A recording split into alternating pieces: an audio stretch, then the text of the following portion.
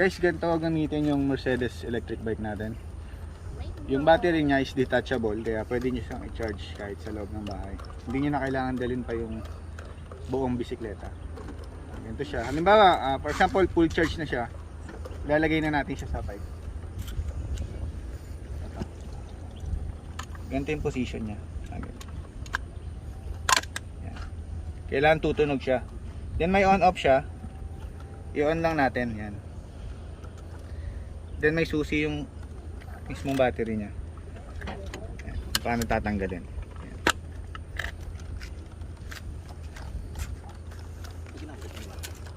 Ito guys. I-on na natin yung bike. Dito nyo siya ipipress.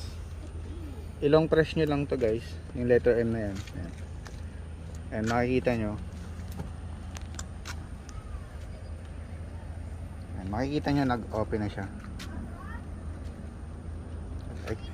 Titest na natin.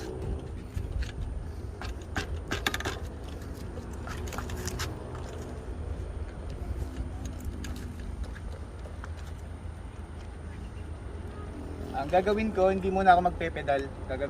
Gagamitin ko siya automatically.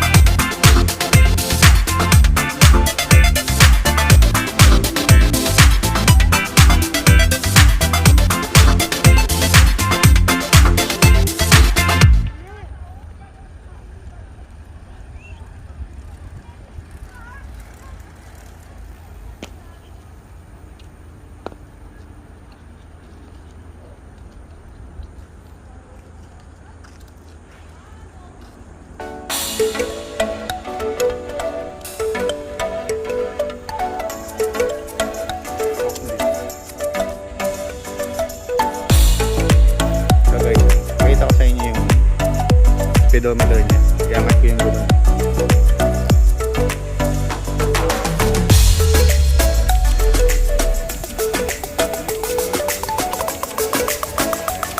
Top speed siya ng 37.3 km/h.